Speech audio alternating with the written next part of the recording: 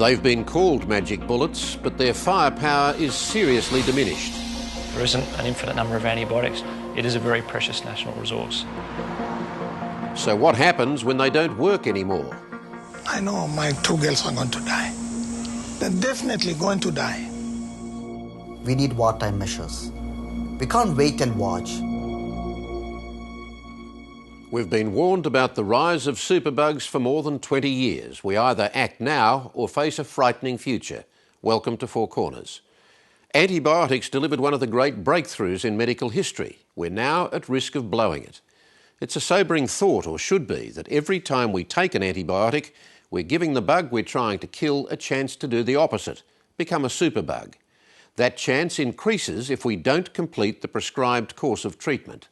Already there are horror stories of what mayhem and suffering superbugs are capable of inflicting. It's a process of bacterial resistance that began with the very first use of penicillin.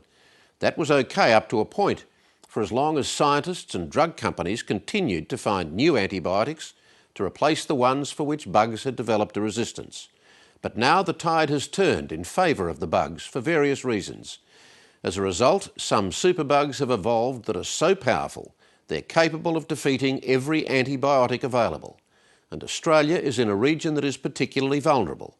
We're also one of the highest users of antibiotics in the developed world, with 22 million scripts a year.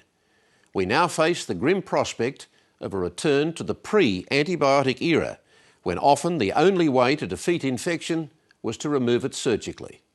This report from Jeff Thompson.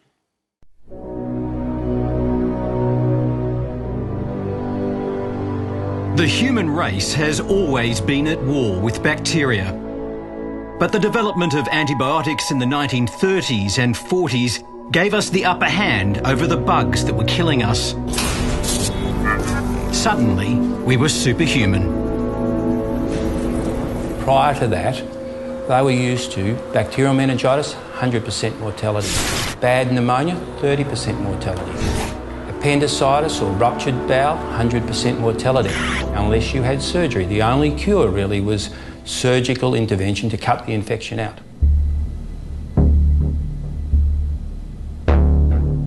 Antibiotics allowed us to do things that no one could have dreamed of doing historically. They've allowed us to transplant organs. They've allowed us to undergo chemotherapy. They've allowed us to receive therapy in intensive care units when we're critically ill.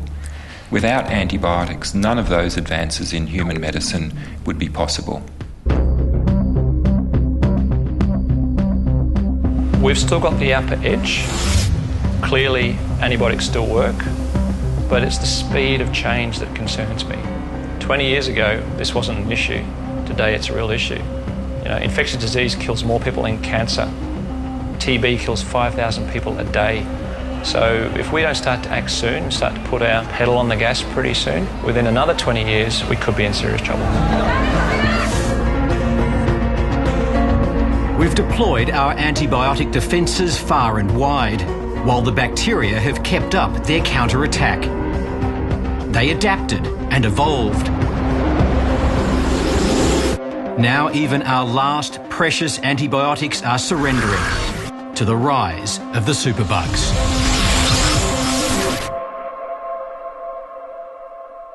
I was feeling good. No problem, no symptoms, no nothing. I was feeling really great.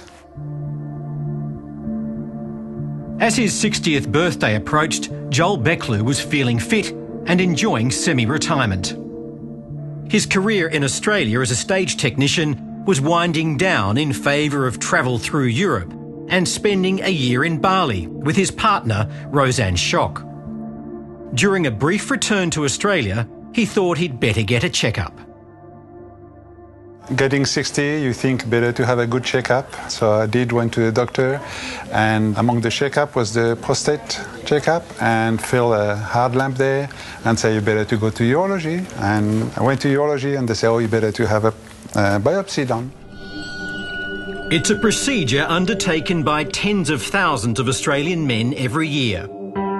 A special device passes a thin needle through the wall of the rectum to take a prostate sample. To prevent infection, antibiotics are taken. It's usually over within an hour. The procedure was on Friday morning. By Saturday to Sunday night, 2 o'clock, that's when I started to shiver, and so I thought, okay, well, I've got the infection, better to go to the hospital. We took the ambulance to the hospital and discovered that the preventive antibiotic didn't work, and infection was spreading in my body. The infection spread from Joel's prostate to his shoulder, spine and hip. The first pain was in the collarbone. That was the very first one I noticed. Then the lower back pain started to come, and the hip, right in the hip joint, very, very strong pain. The pain was really horrible. Standard antibiotics had no effect. Joel had a superbug. I think within 10 days, the pain in my collarbone was so bad that they decided to operate it to do a scraping of the abscess in the collarbone. And then I basically lost touch with reality for about a month because of the painkillers. Joel spent 3 months in a hospital bed on rare antibiotics imported from overseas. His body wasted away. Now he's trying to regain his strength while fighting off the last of the infection. Obviously, it has been a progress because I'm standing up and I can talk to you and whatever, which I wouldn't have been able to do only a month ago. A month ago, I was in pain and screaming in my bed, so it has been a big progress. Somewhere in his travels, Joel had consumed a virulent strain of E. coli bacteria. It survived harmlessly inside his gut until it was unleashed by the prostate procedure. This one's not too bad. No, you look all right. I knew that it was a strain of E. coli they hadn't dealt with before, and that they were trying their very best to try and find something that it would respond to and that would have an effect, but I wasn't sure at times whether it was going to work or that his organs would cope with the bacteria and the antibiotics and everything else, and that he would come through it actually. Did you fear for his life? Yes, at times I didn't know that he was going to make it or not. Now we know that people who've returned from overseas, in some of these hot spots where resistance is very common, and it's in the food supply and it's in the water supply because of misuse of antibiotics, mostly in those countries, that we've had a whole string of men after their prostate biopsy now getting superbugs into their bloodstream because we've introduced it into their prostate not knowingly, and it's then spread into their blood, and then they've got incredibly sick.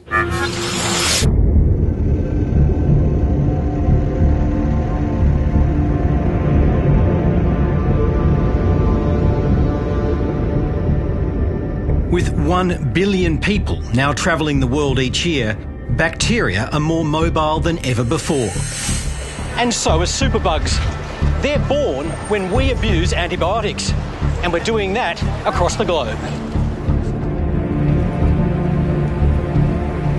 Every time we take an antibiotic, we're giving the bug a chance to become a superbug.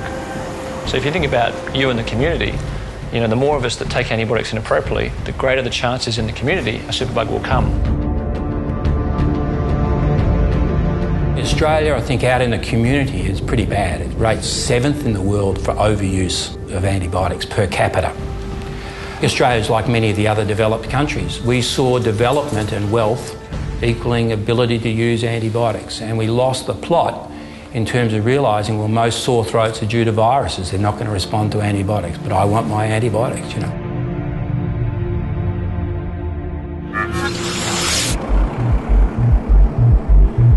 It's the Indian subcontinent which is proving to be a superbug's perfect petri dish. Antibiotic abuse is rampant here. In India, antibiotic overuse is a serious problem. There's no antibiotic policy in the country. But of course, there are many countries where there is no antibiotic policy. But I'm concerned about my country, and there is no antibiotic policy. India mass produces antibiotics and sells them cheaply. The drugs are available over the counter without prescription. Waterways and even the soil are contaminated by waste from antibiotic manufacture. On top of poor sanitation and chronic overcrowding, it's fertile ground for antibiotic resistance. There is a general principle in treatment of infections. The more we use any antibiotic, the quicker the bacteria are going to become resistant to it. So if we have a situation where antibiotics are used in agriculture, where they're available over the counter, where in hospitals there's very little control over their use, clearly in that environment there's going to be a more rapid spread of resistance. When more and more patients in Indian hospitals began dying from untreatable infections, local microbiologists began to ask why. Working with international researchers, they identified one of the most dangerous superbugs the world has ever seen. They called it New Delhi metallobeta lactamase, or NDM1. It's a gene that can turn bacteria, once easily destroyed, into untreatable killers. The NDM bug is really scary because you only have to drink one or two of those bugs, and they don't have to multiply in themselves. They just have to spit out the little bits of genetic material that make them superbugs, and then they convert all your healthy bacteria into superbugs. So it's a bit like putting a red T-shirt into the washing machine of white shirts. And the T-shirt itself doesn't have to multiply, it just has to leach out this stain, and it changes all your white shirts into red shirts and converts them into a superbug. India's researchers were shunned at home for bringing the country into disrepute and threatening a multi-billion-dollar medical tourism industry. Chennai-based Dr. Abdul Ghafoor is one of the few Indian doctors prepared to speak out. We need wartime measures. We can't wait and watch. What we need urgent wartime measures to rationalize the antibiotic in all countries. Government should take initiative and ask the medical community to use the antibiotics very sensibly. Government should bring in strict laws to rationalize the antibiotics in countries. There must be strict antibiotic policies on one end. On the other end, government should talk to pharma industries to stimulate the research on antibiotics. The drugs that they were treating me with seemed worse than the infection, because the infection, I didn't even know it was there unless they told me. But apparently it was so dangerous that they had to go to that extreme levels of treatment. David Ricci travelled to India last year to volunteer in the slums of Calcutta. A walk to an orphanage one morning changed his life forever. Me and my group kind of stayed like a single file line, and I was in the back of it. And so we didn't hear the train coming, and it like hooked my right sleeve and kind of threw me in front of the train and hit me and ran me over, and my leg got caught under the wheel. So I'm directly underneath the train, kind of head first. And it pulled me probably about 30 meters or so before it stopped. They had to back the train back over my leg because it was kind of stuck up in the wheels, kind of. And they pulled me out, and something punctured like my lower abdominal region, and it was probably about, yay long. And there's a lot of internal bleeding, and my femoral artery in my thigh started spraying and gushing blood all over me and stuff, and I was in shock, obviously, instantly. Miraculously, a passerby managed to stop the bleeding. David Ricci was bundled into a cycle rickshaw and taken to a local clinic. They started just putting water all over my leg and just kind of washing off all the dirt and the filth. Because when they pulled me out of the train, they set me in the trash because that was kind of the only place not on the tracks that they could put me. And so, I was just covered in filth and this black gunk all over me. And so they were washing all that off, and then he took out like a big leather bundle of knives and untied it and pulled out like a big medical knife and just started cutting my leg off. David was in so much pain those first few days that he didn't want to live. Within a few weeks, he was in a hospital back in the United States. It's so good. Blood tests confirmed he still faced a danger even greater than being hit by a train and losing his leg.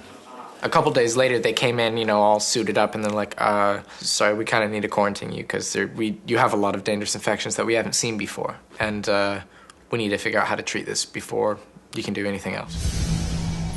David was infected with several types of NDM1 bacteria. So what's happened with NDM1 is this particular gene has been able to jump around very, very quickly. It likes to get out and about, if you like. So it's jumped from one bacteria to another. It's jumped from one country to another very, very quickly. And that's why it's quite a dangerous bug, the NDM1 gene that's in all these different bacteria. The other key thing, of course, is there's only really one antibiotic left now that can kill this NDM1.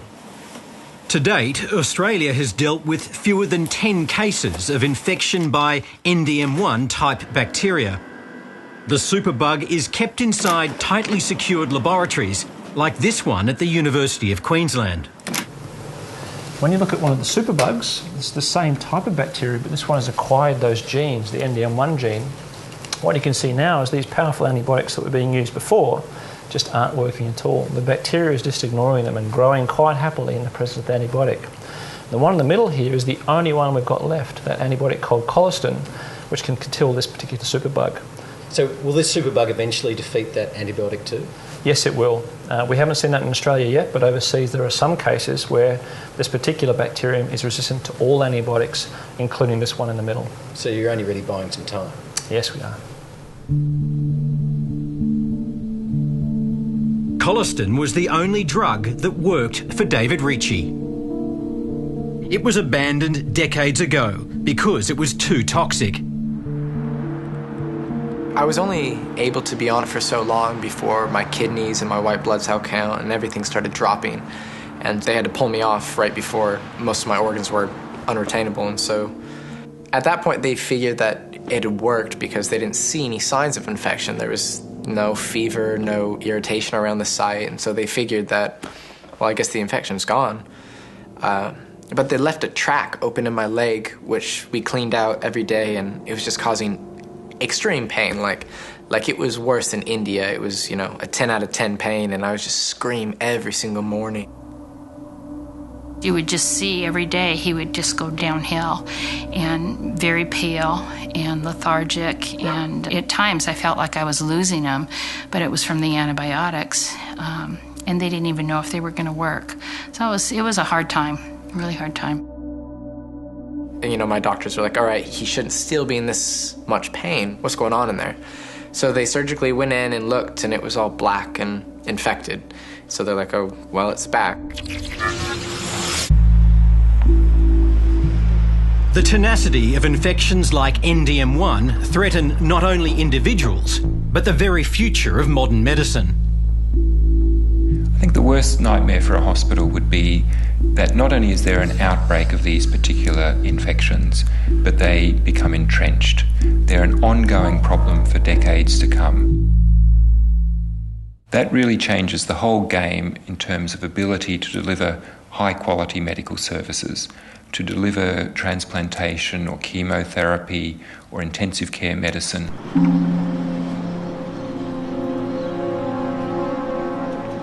Melbourne's Austin Hospital faced this challenge last year when it agreed to accept a patient infected with a superbug.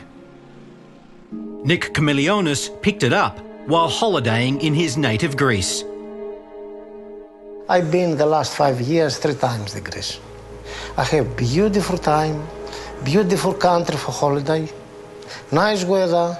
I enjoy myself 80 days. The last 10 days, I come sick. Nick ruptured his bowel and required urgent surgery. He was soon overcome by infection. I feel tight, outside 38, 40 degrees, hot. I like to put me 5, 10 blankets. In the end, he was in hospital in Greece for 6 months, 3 different hospitals, multiple operations to save his life, and ended up with lots of abscesses inside his abdomen, but was finally stable enough. I mean, Nick he's a tough nut, and he was well enough to get airlifted back to Australia. We knew that he had these superbugs in his bowel, but also in all these abscesses. Essentially, they were untreatable. At the Austin, Nick was kept in strict isolation. There was precaution taken, and it was a harsh time for the family. Dad was quite, isolated and was in quarantine for the length of time he did stay at Austin, which the family felt, we felt for him. Doctors struggled to find a combination of antibiotics which could kill Nick's superbug without killing Nick. Just like MDM1, this superbug was sharing its antibiotic-resistant gene with other bacteria. Now, what's interesting is this is a strain also from the patient, and this is a different bug. It's called an E. coli, and previously this was sensitive. And you can see in this case that it's also growing quite well. And just carefully look. You can see it's pink though. And that agar is full of antibiotics as well? Full of antibiotics. It's become a superbug. So what's happened is that this Klebsiella strain has transferred its resistance gene to normally sensitive E. coli and turned this into a superbug, and this is from the same patient. In the end, the infection could not be stopped. The only cure available was from a time when antibiotics did not exist. Nick's bowel was removed. We were still not able to get on top of all his abscesses. And so in the end, there was a long discussion with the surgeons to say, look, maybe we should go back to the pre-antibiotic way of doing things and just cut it all out. In the end, we said to him, look, there's a 50% chance you're going to die on the table, on the operating table. If you don't have the surgery, you're dying in pieces. And my view was that he had maybe a 3% chance of living for another 6 months. And this was just for him, let alone all the risk to the greater community, you know. So essentially we had to take a pre-1940s approach to cure him. But that's an example of where we're headed. Unless we do something about this, there'll be more of him for sure. They do the measure. Now I feel like before. Exactly. I can tell you more better. Now I don't feel nothing. I do everything. I see the doctor sometime in the hospital. I can say thanks, saved my life. You know, it can happen to anyone. It happened to my dad, certainly can happen to anyone that travels or that's away from home. And yeah, it is a scary thing. And if surgery wasn't an option, then we'd have nothing. And we wouldn't have my father today. So it's a worry and it's scary, yeah.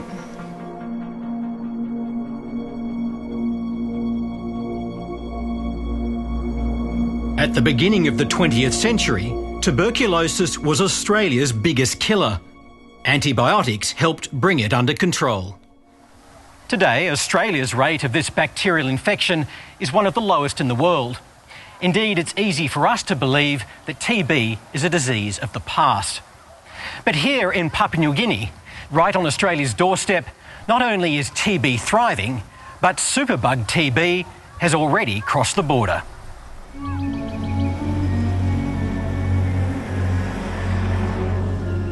Most Australians wouldn't know it, but superbug TB bacteria are living here at Cairns Base Hospital. They're surviving inside the lungs of this young woman from Papua New Guinea. How I got this TB, like it's an airborne disease, and the people you talk with, like you stand with somebody and talk, like you don't know that the person got sick. Katharina is currently Australia's only known case of extensively drug-resistant tuberculosis, or XDR-TB. There's many people for TB, and some are dying for TB. It's her 5th month inside this isolation room, which she's very rarely allowed to leave. Negative air pressure keeps the disease contained. Anyone entering must wear a mask. So these here are the tablets. She's on medication at the moment, pretty stable, but unsure as to what the outcome's going to be in the next months and years, as the cure rate is fairly low and there's about a 40% chance of death from this disease despite treatment.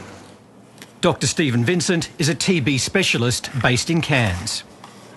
We've got a lot of cases of drug-resistant TB in Papua New Guinea, and now we've got extensive drug-resistant TB, which wasn't even around 10 years ago, and now that's worldwide. And Australia has a case currently up here in Cairns, and also there was a case, I think, 2 years ago. And I believe there's about 3 or 4 cases of extensive drug-resistant TB in Papua New Guinea at the moment. So if you don't get onto these early and it gets into the population, that's the disaster.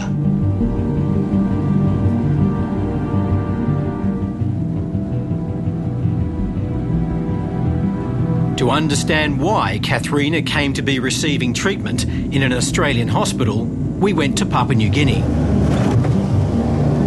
The rate of TB infection here is about 50 times greater than Australia's. About 3,000 people die from TB in PNG every year, around 1 every 3 hours. We travelled to the island of Daru, the dirt-poor capital of PNG's Western Province. This is the father of the woman in Cairns? Yes. It's here we found Katharina's father, Abraham. So I was very upset. So I was very worried about her. She was losing weight fast. At my own expense, I had to take her to Saibai. It cost me a lot of money. And just because I loved my daughter and I wanted her to get better. So I had to take her to Saibai.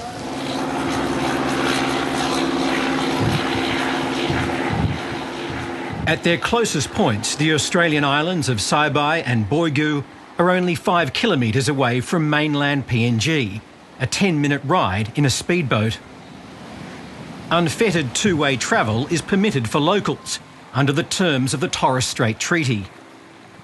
People don't realise, but there's about 50,000 movements back and forward between Torres Strait Islanders and the PNG nationals due to traditional purposes, so there's no gate there. It's a porous border. For the past 7 years, Australian doctors have staffed TB clinics on the islands. Breathe out. They treated infected people from Papua New Guinea. Okay, stay like that. But in June this year, the clinics were controversially closed. With help from AusAid, PNG is now trying to manage its TB patients on its own. I would say that we are doing much better now than it was before. Daru Hospital is the main centre for TB treatment in PNG's Western Province. Dr Rendi Moki is the chief physician. We are more than confident that we can take on board all the patients that have been handed over to us and the current patients on the ground. We have the capacity with very good support from people, our stakeholders, very good support from AusAid, very good support from World Vision. Good morning. Morning, morning. Built in 1963, Daru Hospital is badly run down and always busy. Dr Moki leads us through to the outpatients clinic, where suspected TB sufferers are first diagnosed. Good morning, good morning. Any patient we suspect may have TB and is coughing, we isolate them, give them a mask to prevent transmission to our staff as well as the other patients. So this is the first line. When people first come to the hospital, they come here? Yes, this is the point of entry, if you like, to the hospital. So far, AusAid has spent about $1.5 million improving this hospital. It's part of an $11 million aid package over 4 years, aimed at boosting TB services in the Western Province. So this is typical of a TB chest X-ray. The money has helped pay for a new X-ray machine and training to use it. So this is our GeneXpert machine. It has 4 slots. Within 2 hours, this new machine can determine resistance to one of the 6 types of TB antibiotics. So it tests for 4 different specimens. But it still takes months before multi or extensive drug resistance can be confirmed by a laboratory in Brisbane. It may take more than 2 months before we can know that, but it's controlled because these patients that we diagnose here, we take them and we isolate them while we initiate treatment. They're given a face mask and we isolate them in our TB wards, so it reduces the chances of transmission, and again they are commenced on drugs. Dr Moki showed us around Daru Hospital's TB wards. Wear your mask, please. Wear your mask. Here, the concept of isolation is a loose one. We encourage them to wear masks, and They are expected to wear a mask when they're in the ward to prevent cross-transmission. And we also encourage our staff to wear masks as well. And we discourage guardians from coming here. If they do come, they have to come with masks. And so everyone in here is meant to wears a mask? Yes, we expect them to wear a mask, okay? TB patients. And by wearing mask, it prevents transmission by 50%. Makes a big difference. Yeah, it makes a big difference. Outside, Dr. Moki explained the very beginnings of the hospital's brand new TB ward. It's also being paid for by AusAid and is expected to be finished next year. It will be 22 bed space ward, and it will be 6 isolation for drug-resistant TB, including MDR TB, XDR TB, and 16 bed will be general TB, those sensitive TB. When Dr. Moki left, we returned to the TB ward. Most patients were now unmasked, and the special isolation room for extensively drug-resistant patients was suddenly empty. On the 15th month of treatment. From the sister in charge, we learned that one woman in this multi-drug resistant ward was actually suspected of having extensively drug-resistant TB. So which one of these girls is XDR? Antonia. Antonia is XDR? Yes, suspected. And why is she in the MDR ward? Because in the isolation room, we got only 4 beds available in the isolation room. Is that a bad idea for infection?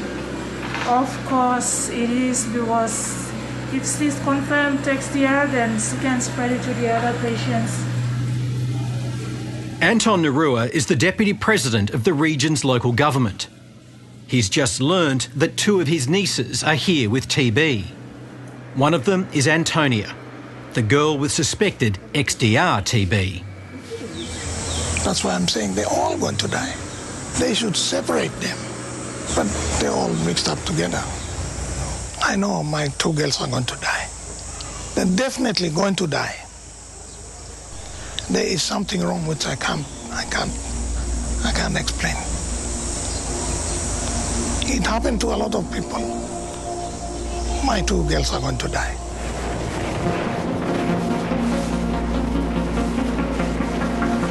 Anton Narua is also concerned about the fate of villagers living far away from Daru along PNG's southern coast.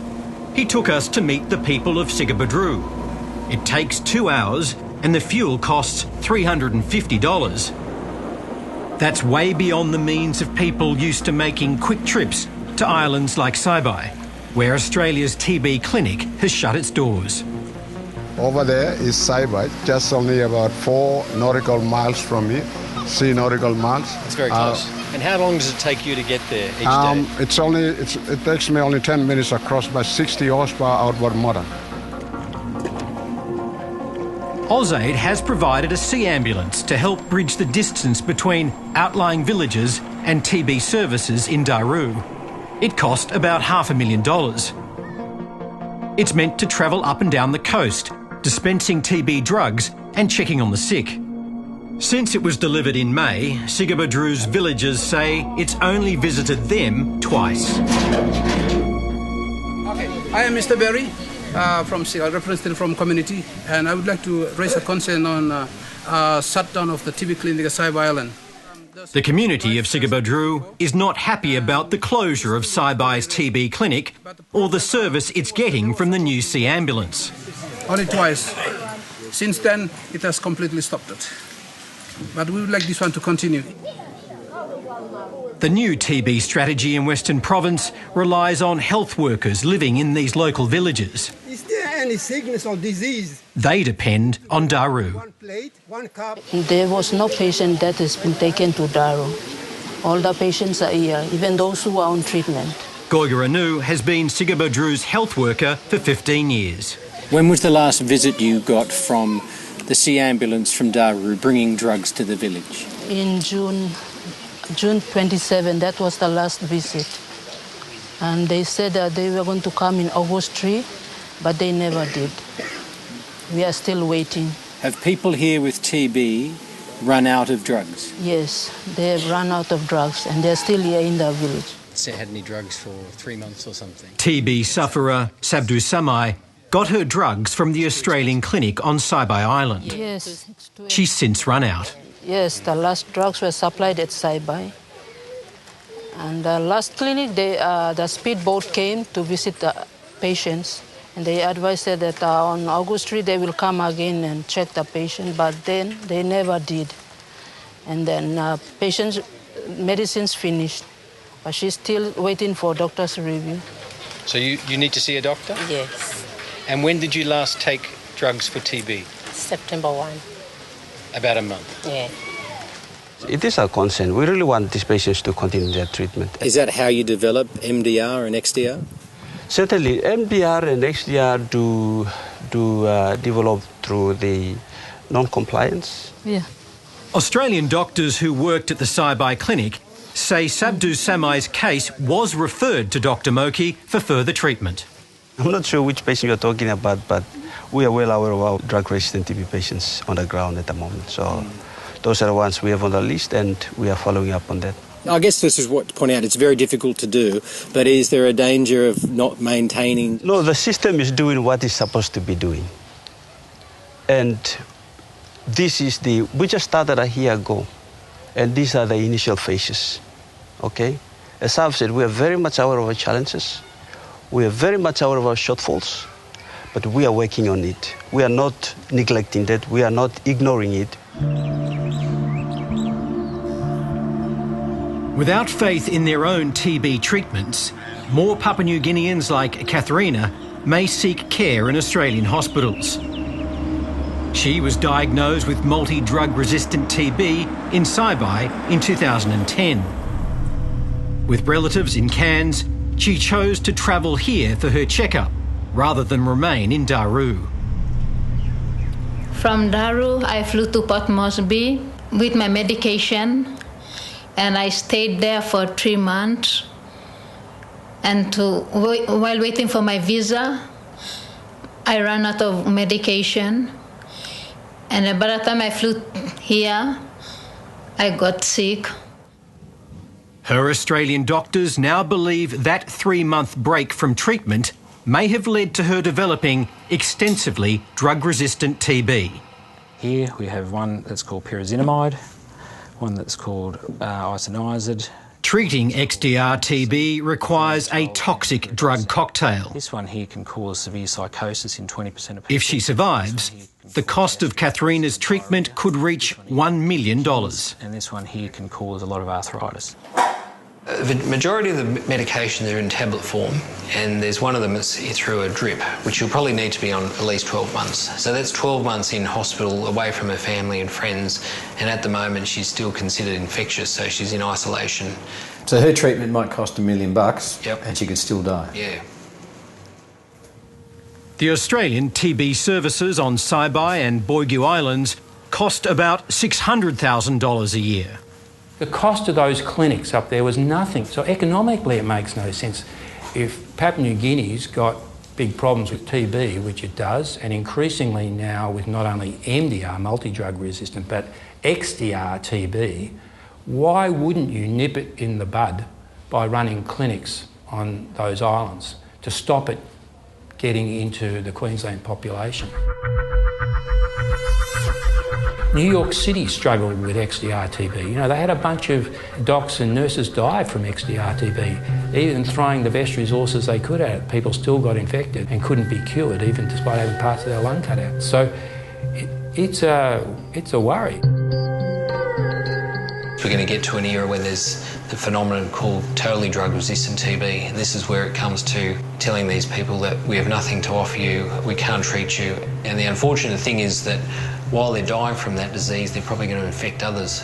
So on a public health point of view, it's better off not treatment and they go off and die alone. Sounds harsh, but unfortunately we're going to be dealt with this phenomenon probably in the next decade or so.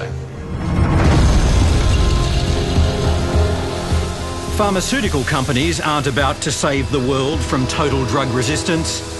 They have little financial incentive to produce new antibiotics. Not so long ago, There were 18 pharmaceutical companies developing new antibiotics. There are now 4. And the reason is that antibiotics are fantastic drugs. You take them for 2 weeks and you can cure the infection. And they basically don't make much money for pharmaceutical companies. If you take Lipitor, cholesterol hypertension agent, you take it for the rest of your life, it's a very profitable drug. So the economics are wrong. And that's why here we are stepping up. If the industry isn't going to look at new antibiotics, it's really up to institutes like universities and research institutes to start to take that fight to the superbugs. The few new drugs in the pipeline are refinements of antibiotics we've already discovered. These new antibiotics, which I expect will become available in the next 2 or 3 years, are completely inactive against the NDM producers, the very bacteria that we're likely to see in Australia because of our geographic proximity with Asia and the Indian subcontinent. What are the implications of that? So the implications are basically we will have no antibiotics left at all to treat some patients. Therefore, it really rests on us to do surveillance for those infections and for us to put into place very strict infection control measures to prevent person-to-person spread within our hospitals. In some form or another, we need a central reporting system for these superbugs. We need to go back to basics, improved hand hygiene, proper cleaning, bleach cleaning of hospitals. Bleach is a wonderful product. It kills HIV, it kills all viruses, it kills everything. In fact, when we introduced bleach cleaning to the hospital here, one of my professors said, "Lindsay, do you mean the hospital's going to smell like it used to in 1980? And I said, "Jeff, yeah, like before we ever had superbugs, So proper cleaning. We need proper hospital design, 1 bum per toilet. And we need a set of national guidelines for invasive procedures to stop those superbugs getting into our bloodstream. Defence may be our only offence in a world where antibiotics no longer work. If we've got no antibiotics left, we've only got one option if we're going to save the person's life, and that is to eradicate the source of infection, to eradicate that area of infection, and that means radical surgery. And clearly that's going to impact many people's lives. They're going to be amputees, they're going to have had significant scars from major surgery in situations where previously we would have used an antibiotic and those measures wouldn't have been necessary. Since he was hit by a train in India, David Ricci has had 5 operations. Each of them have cut away a bit more tissue. It's now been almost a year since his last infection. They've always said that it could come back, and it could even be lying dormant right now. So, it could come back at any time. I wouldn't say it's all the way out of the woods, but I definitely have experienced that feeling of recovery. I'm walking on my prosthetic. I'm going back to school finally, which is something I've been wanting to do since India. I'm just kind of living my life, and if the infection comes back, it comes back. There isn't an infinite number of antibiotics, just like there's not an infinite amount of rainforest or coral reef. It is a very precious national resource. It's getting tougher. There are fewer companies in the race to discover them, but in the meantime, the superbugs are going up and up. So this is what we call the perfect storm. And if we don't start to take action very soon, the problem's just going to get worse until we go back to the pre-antibiotic age.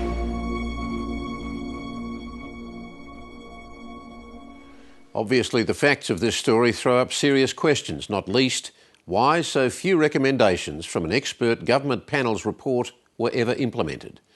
In the Senate tomorrow, the Greens will push for a further inquiry into public policy on antibiotic resistance. Good luck on the outcome. That's Four Corners for this week. Join us again next Monday, but for now, good night.